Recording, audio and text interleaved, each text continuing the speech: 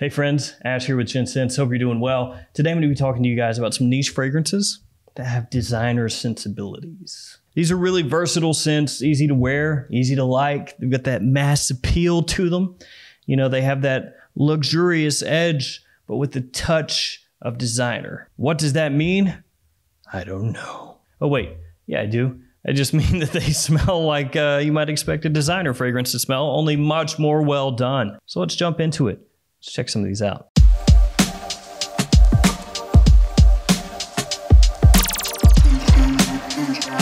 Now, some of these fragrances I'm going to list below in the description to Twisted Lily. And if you ever shop at Twisted Lily, use the code GENTS10, save yourself 10% off the entire website. They're a great site for niche fragrances. They keep adding new ones all the time. Even niche fragrances with the designer edge.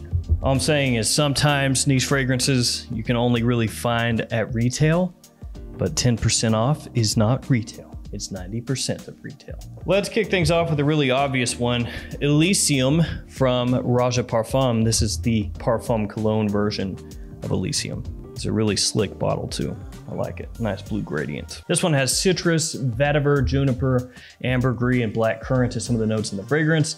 And this is basically and essentially just a very luxurious high-end blue fragrance. Not that they're hiding that, because again, the bottle is a blue gradient. I mean, you can see it. It's really fresh, clean, but gentlemanly. It's got just the right amount of sweetness. It doesn't go heavy-handed with like this overly synthetic sweet citrus or anything like that, so it doesn't come across cloying. Really, this one's about a year-round fragrance because this stuff is versatility to the maximum. Some people, though, don't get very good performance from this fragrance, so that can be a little bit of a drawback because, you know, none of these are gonna be cheap. So if you get a fragrance and it doesn't work for you, only lasts an hour or two, that's not good. Thankfully for me, the performance is fine. I don't have any issues with it, but I wanted to let you guys know that some people definitely do. Now, I myself absolutely love the smell of Elysium.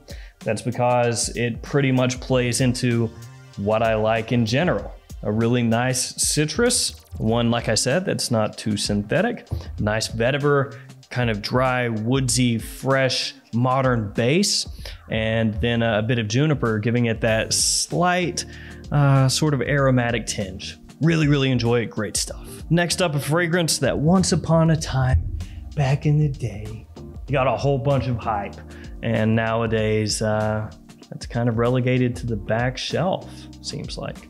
It's Reflection from Amouage. I guess I should say Reflection Man, in case you didn't know. White florals, orris, sandalwood, and vetiver. Actually, even smelling this is almost nostalgic to me because I remember very well when this fragrance was just being hyped everywhere. It was at one point in time the go-to men's niche fragrance. If you wanted compliments, if you wanted positive attention, everybody was talking about this. Now, it's got a little bit of a Jean-Paul Gaultier Le Male vibe to it, not close enough that you can really tie them in like one-to-one and say this is definitely inspired by that, but they're both in the same family, we'll call it. It really is a lovely scent if you enjoy white florals. I understand the hype completely, and mine has been in the collection for a while, so the fragrance has actually started to yellow a little bit with age, like a fine wine. Really good for spring. Summertime, you have to go a little bit less heavy on the trigger because the florals in there can pack a punch. If it's really hot, I'd probably reach for something else.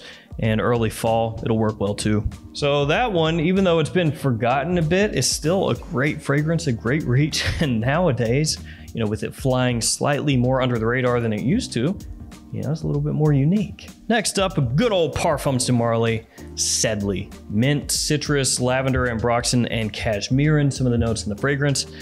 You know, maybe I should have actually included Percival in here because Parfums de Marly Percival has got that little bit of fierce in it.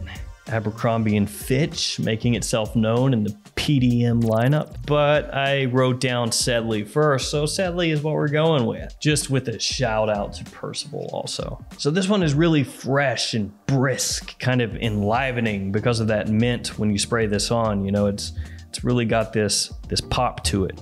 As it dries down, ambroxan, cashmerean, giving you that ultimate modern, masculine, freshy dry down, that base that you've seen in so many designer fragrances and cropping up in niche ones as well. Sedley is a fragrance that at first I wasn't too keen on. You know, I thought, man, this kind of sucks, frankly, for the money. But the more I wore it, came around on it. And there's no denying that it is a great attention grabber. So if that's what you're after, you know, the upper end of what you can achieve with this style of scent, I say check it out. Now we're gonna go with an 8 & Bob. It is Champs de Provence. So this one gives you a little bit of an older school feel to it, a little bit of a throwback vibe to it. It has a prominent amount of citrus once again, so you might think that this is gonna be, well, frankly, looking at the bottle, a super green fragrance.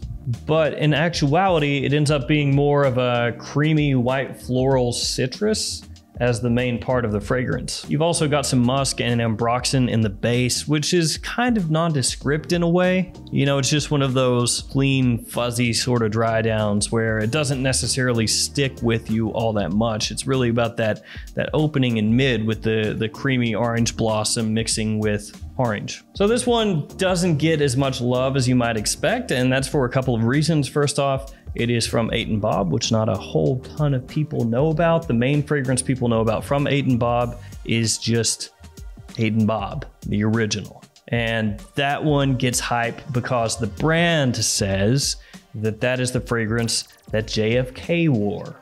We've got this whole story about it, about how he asked for 8 bottles and 1 for Bob. So it's 8 & Bob is the name of the brand now. Now, do I think realistically that JFK was wearing 8 & Bob original?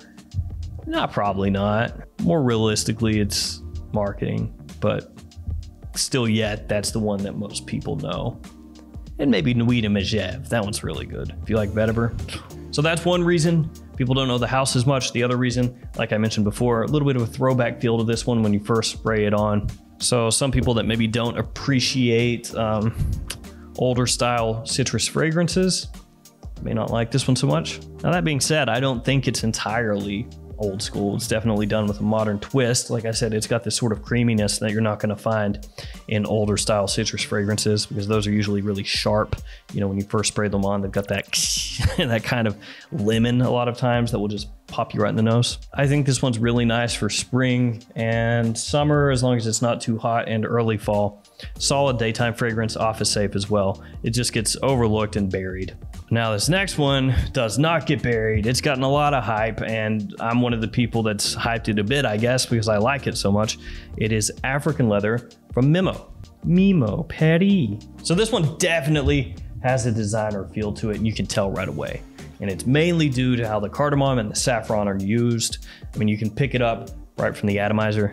Don't even have to spray it. Now, I love it. I think it's amazing. Every time I smell this, oh man, I dig it so much. Now, I know why some people don't. You know, some people that are really heavy into niche fragrances and they need their niche fragrances to smell totally separate from anything designer, right? There are some people who will go, no, I need my niche to smell niche. Nothing in there should remind me of a designer scent. So that's one train of thought, but I don't really share that train of thought. I enjoy having some niche fragrances that are totally separate that I would never in a million years smell from a designer fragrance. But sometimes I want that designer wearability with a much higher quality of ingredient, and that's what this gives me. So I love it. So anyway, back to this, that cardamom, that saffron, oh, it's sweet, it's warm, it's sexy, it's got great depth to it. You know, it's like, it just comes alive when you spray it on. Of course, there's leather in here. The name of the fragrance is African Leather after all, but the leather is not too dusty, musty, or crusty. It doesn't smell like butt. That's what I'm trying to say. It's actually really smooth, really well done. And as it dries, you get this vetiver, giving kind of a a dry, grassy feel, kind of mixing together with the leather and the residual spices from the opening. I love it. It's not as animalic, I think, as some people would have liked, because African leather, I'm sure a lot of people were thinking, you know, elephants and rhinoceros and stuff like that. And maybe they even, you know, their mind wandered to zoologist or something, and they were thinking, oh yeah, African leather, that should be like a really pungent leather. And instead they got this, which has like the same sex appeal as like a Lanois de L'Homme to an extent, only on a niche level. And they weren't so pumped about that. Now, just to clarify, I did not just say African leather smells like Lanois de L'Homme. I'm just saying it's, you know, it's a sexy boy. That was not weird at all. Last up, House of Sillage, the Contemporary. And I know what you're thinking. Hey, that's 6. You're right, it is. I just felt like throwing this one in there. This has cardamom, plum, cedar, and amber as some of the notes in the scent. And I think the big thing with this fragrance is, of course, the presentation, because you press a button and the thing go click. You press the button, click, and you push it. And the button, push it, button. Ooh. That's really like one of the big draws for the House of Sillage fragrances. I know a lot of people, I really think that's one of the main draws for House of Sillage is that, because it's kind of fancy looking. You have guests over, maybe you're about to go out or something, and you're like, hold on, I just have to apply my fragrance. And you just hold it, make sure that they can see it, you know? Well, yeah. Just hold it, they can see it, and does your fragrance have a button with a thing go shink? Yes, it does. So let's talk about the fragrance for a second instead of the top of the bottle. So when you first spray it on, it's got this nice freshness to it.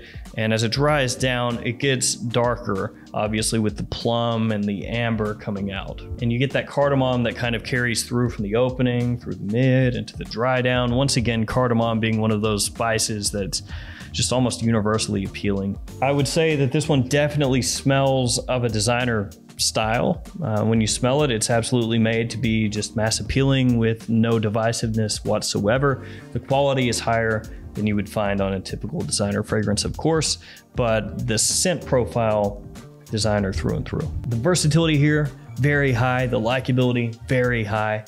I do think that, you know, part of the cost of the fragrance goes into the presentation, obviously, like you're paying a premium for that bottle with the click button. But all that said, it's a nice, cool little fragrance, and it's good for kind of grab and go, dumb reach type scent when you do want to elevate the quality of what you're wearing a little bit, but you want to keep it simple, because that one's not really hyper complex. It smells nice though. So there we go. 5 niche fragrances with designer sensibilities, trying to go for maximum versatility, maximum appeal. All right, guys, that's gonna do it for me. Thanks for hanging with me today. Thanks for all your support. Stay safe out there. See you guys tomorrow with another fragrance video. See you later.